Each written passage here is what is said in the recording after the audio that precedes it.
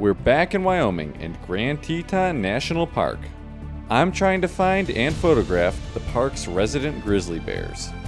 Namely, the famous Grizzly 399, who at 28 years old is the oldest known grizzly mother, currently with a single yearling cub.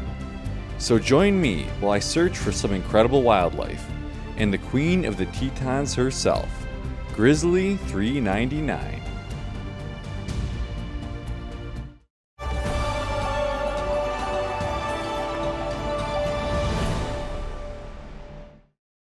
Grand Teton just might be my favorite national park these days. It's definitely in the top 3. I'll get my plug out of the way early. My detailed guide to its best trails, sites, and wildlife viewing spots is linked above and in the description below. It's far too easy to get caught up shooting landscapes here in the Tetons. I mean, seriously, these views are incredible, and the pictures practically take themselves here. This trip is a little more personal and focused a lot more on the wildlife. I was flying into Salt Lake City and making the roughly 5-hour drive up to Jackson. I simply can't afford a flight into Jackson, Wyoming, or a rental car from there for that matter. Anyone who has been through the Salt Lake City airport and doesn't fly Delta knows about the long walk from the B terminal to the baggage claim. That train is coming this fall, or so I'm told. But finally in my rental car, I began the drive up. I wasn't going straight to Jackson on day 1, having been awake since roughly 3 a.m.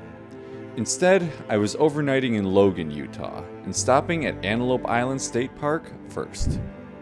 What better place to brush up on my wildlife photography skills than Antelope Island? Located in the middle of the Great Salt Lake itself, this 42 square mile state park is home to pronghorn, coyotes, countless birds, and of course, a resident bison herd, one of its biggest attractions. It costs $15 to enter the park, about an hour's drive from Salt Lake City. The views are spectacular year-round, but especially at sunset in the wintertime. The Salt Lake itself is like a mirror here, and absolutely stunning. One word of warning for the summer though.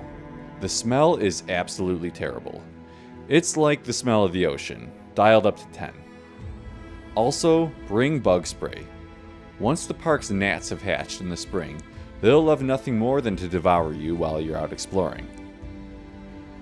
These guys won't devour you though, but that doesn't mean you should get close. 25 yards of space between you and them is the minimum.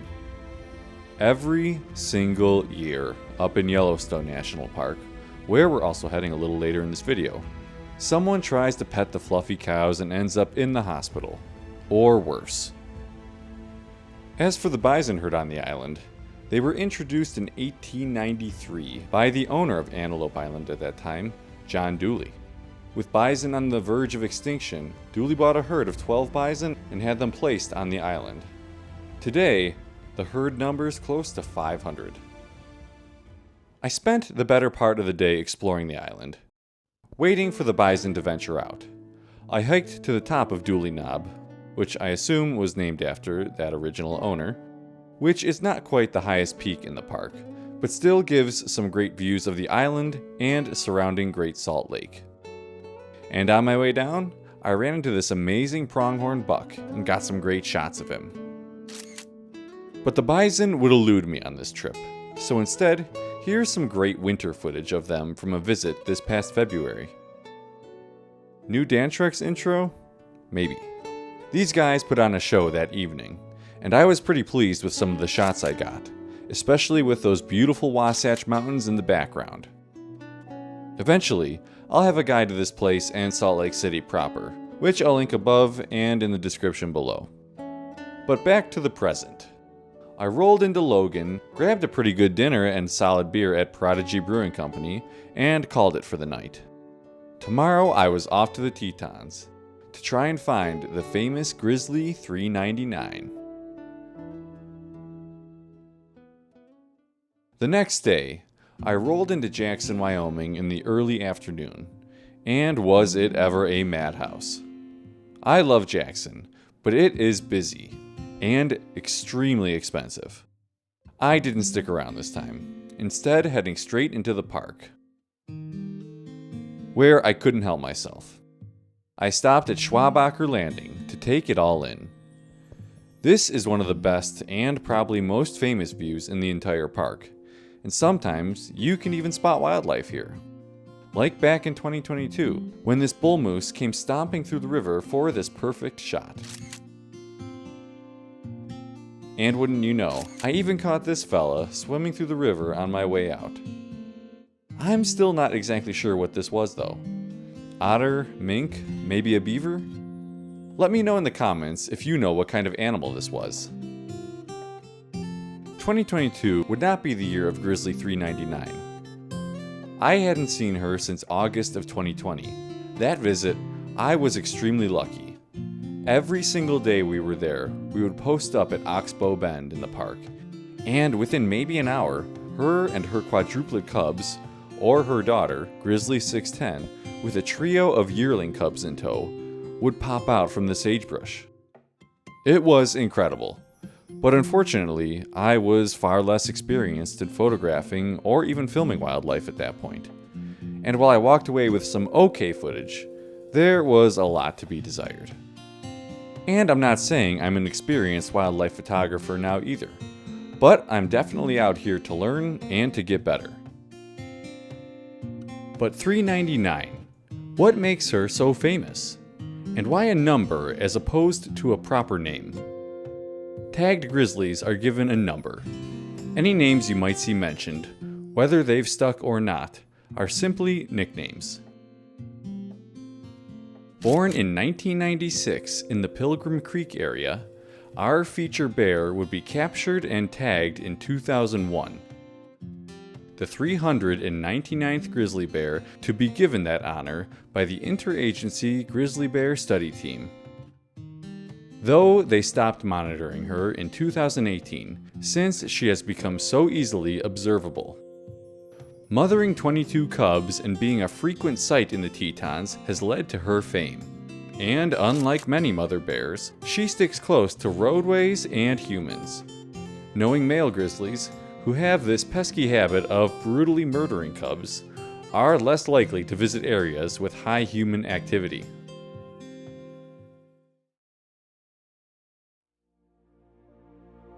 So you want to see some grizzly bears in Grand Teton. There's one spot where, if you're willing to wait, you're almost guaranteed to see one. And it's no big secret that I'm spilling here either. Show up to the meadow by Pilgrim Creek Road and you have a solid chance of seeing a bear. Again, if you're willing to wait a while. It's also why Pilgrim Creek Road itself is frequently closed, and any off-trail hiking is prohibited due to bear activity, as you can see by these signs posted everywhere. But would you really want to go hiking into these woods that could have an aggressive grizzly bear and her cubs in them? For this trip, I was staying in Coulter Bay, near the northern end of the park. A kind YouTube viewer mentioned the tent cabins here to me, and while I tolerate camping, that is, the thought of a bed and 4 walls sounded pretty great. Plus, it was significantly closer to Pilgrim Creek than my usual camping spot in Grove Awe. I got checked in, went over some bear safety, and headed over to my cabin. About $100 a night gets you 2 log walls, 2 canvas walls, a set of 2 bunk beds, and a small wood-burning stove.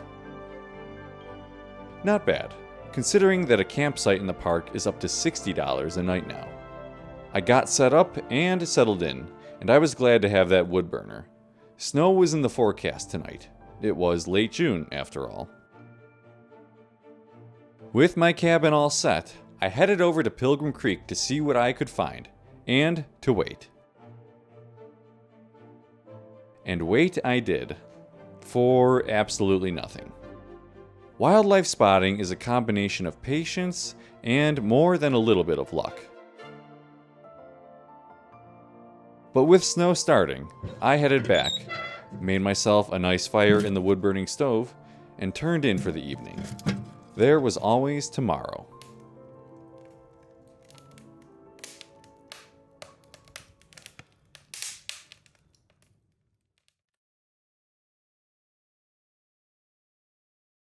Well, it certainly snowed. And while it was definitely beautiful, I couldn't help but wonder if the cold meant the animals were starting a little later than usual. I have no idea if that's true or not. And I did run into these nice ladies just down the road from Pilgrim Creek. And while Pilgrim Creek is a hotspot, pretty much anywhere between Coulter Bay and Jackson Lake Lodge is Grizzly territory. Just keep your eyes open for the traffic jams. And a little note on these. If you do run into a traffic jam or spot some interesting wildlife, pull your car over to the side of the road, all the way off the road. Anyways, it was only day 2, but I was already getting a little bit frustrated. I wanted to see some bears. I decided to head over to the Lupine Meadow trailhead, which leads to the now too popular Delta Lake. The last time I did this trail, I spotted 8 black bears on it, including cubs. And according to AllTrails, black bears were currently pretty active on it. And what a perfect segue into bear safety. If you see a bear or any animal that could potentially eat you, give them 100 yards of space. It is not worth the risk getting closer for a photo. Speaking of photos, you'll probably want some kind of a telephoto lens for your camera to shoot from far away. Next, you'll want bear spray and to know how to use it, especially if you're hiking alone. Lastly, make lots of noise while hiking, especially if you do venture out here by yourself. You do not want to surprise a bear, especially a grizzly. Just a few weeks ago, a hiker in Grand Teton over near Signal Mountain followed all of these rules properly and still happened upon a grizzly with her cub. I made the drive out to Lupine Meadows, parked, and got set for the hike. I wasn't going up to Delta Lake itself, but to the last switchback where the turnoff for it is. The previous time I was here, it was between switchbacks where we spotted black bears. And wouldn't you know, not 5 minutes onto the trail, I spotted movement in the meadow to my left. Not a bear, but a coyote. I got my camera out and watched for a bit as it rummaged around a log near the meadow, getting some nice footage and a few photos too. And then I continued on. This trail is really beautiful, especially once it opens up a little bit and you get a view of the Grand Teton itself off to your left. Reaching the start of the switchbacks proper, I became more on guard, keeping my eyes peeled for bears and making sure I made plenty of noise. So I started up, and no bears. Next switchback, still no bears. I reached the spot where we spotted this mom and her cubs a couple of years prior, but nothing. Except a couple of marmots, and plenty of greedy chipmunks. Watch your day packs if you take a break. They will get into them in no time if you're not careful. While the views of Bradley and Taggart Lakes below got better, the views of black bears up here did not. I was not having a lot of luck. I continued towards the last switchback when, on the hill across from it, something brown was moving. A brown-colored black bear. It moved out of view before I could get properly set, and the vantage point really wasn't great, with a lot of trees in the way.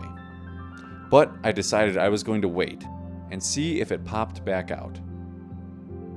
And patience prevailed.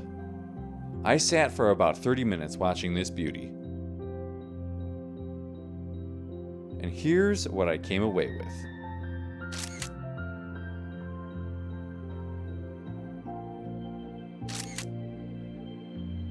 Not half bad, so I was content, and ready to go look for Grizzly 399 again. I headed down and started back towards Coulter Bay.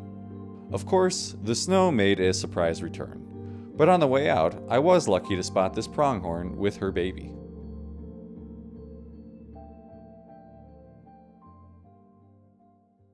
No luck once again at Pilgrim Creek. and the same for the next morning. For this area, a good idea is to check Google Maps on your phone throughout the day, if you have service, and look for traffic jams. They're usually a good indicator of a wildlife spotting. I'm impatient though. A terrible trait for someone trying to photograph wildlife, I know.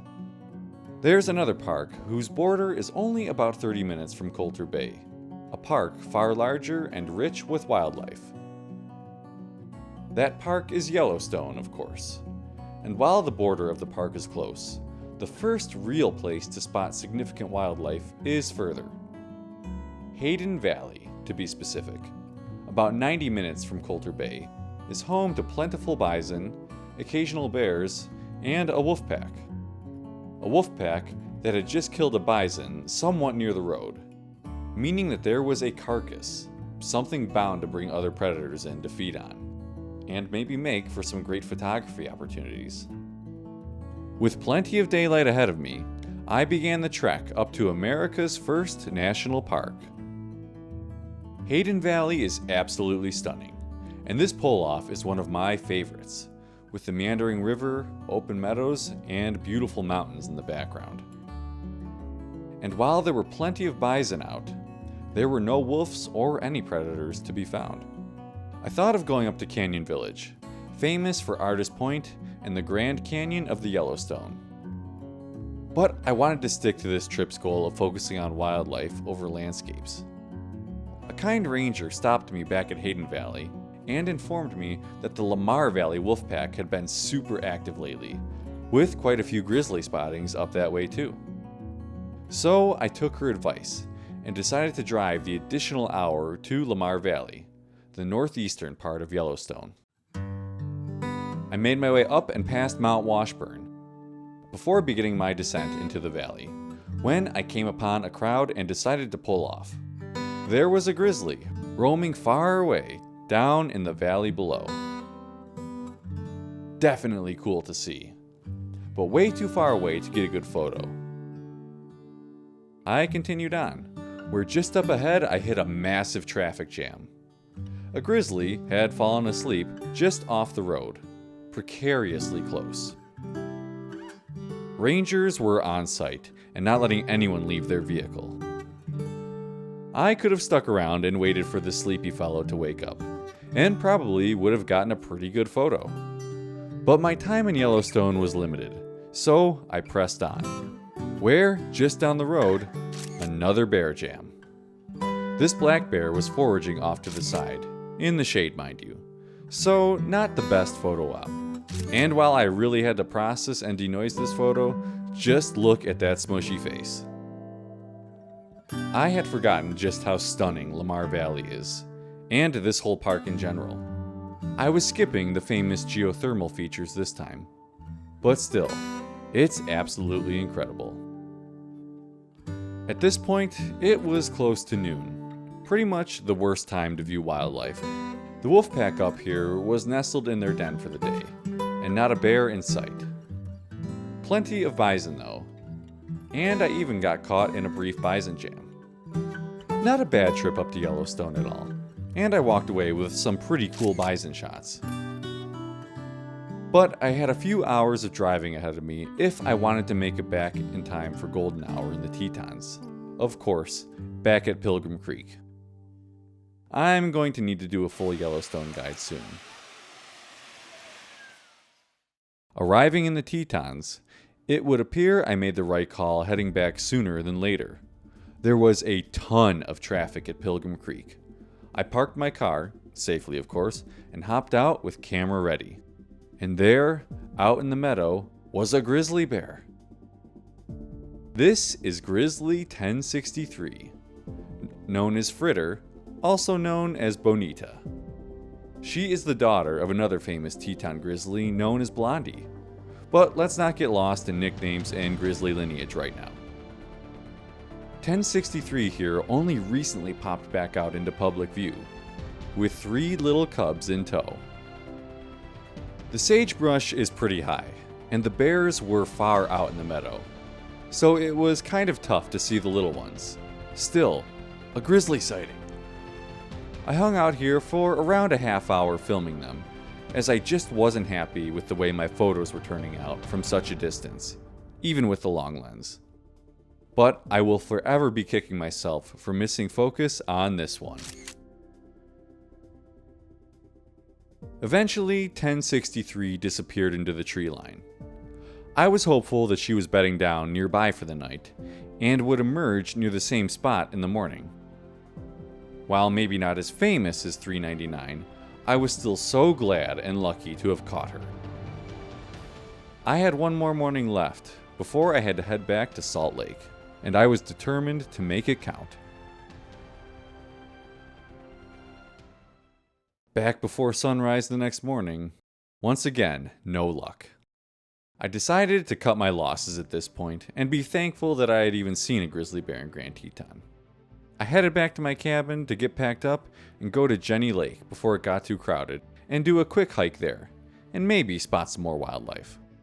So of course, there I was taking my time packing up, when I decided to check my Google Maps. Big traffic jam up near Jackson Lake Lodge. I threw my stuff in the car quickly and shot up that way.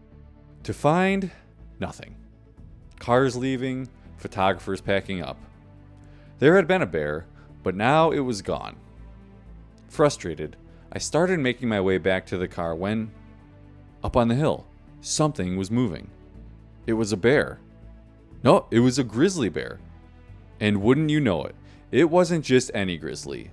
It was her. 399 and her yearling cub, also known as Spirit, occasionally known as Rowdy. They didn't stay up on that hill for long. I followed a group of photographers down a side road, and there they were, coming down the meadow.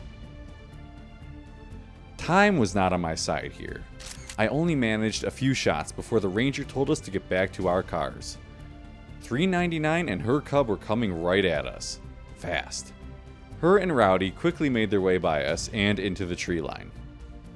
So I drove to the next meadow up. If they were going to pop out again, it would be up here. So we waited, and waited, and after about 20 minutes, there they emerged.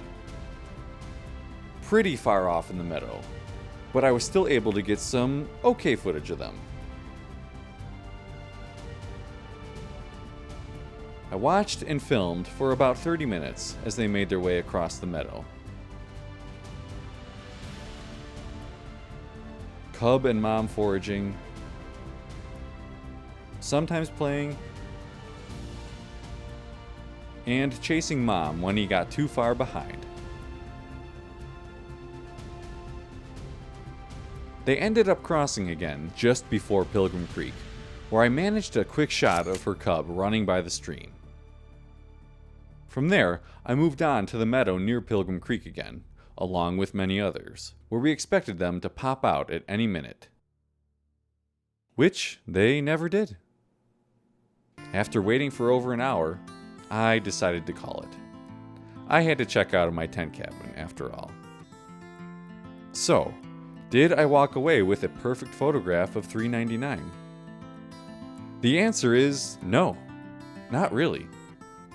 This was the best that I got, and I wouldn't consider this even close to print-worthy. I don't mean to sound ungrateful either, and it's not that I'm terribly disappointed or anything. It's just the nature of the game when shooting wildlife, and I was only here for 3 days. That is not that long of a time in the Tetons either, especially when you're trying to photograph one specific grizzly bear. That being said, I did still walk away with some wildlife shots that I'm pretty happy with. And as for 399, let's just say there's a pretty good chance that you'll find me in the Tetons again this summer, trying to capture that perfect photograph of her. Until the next time.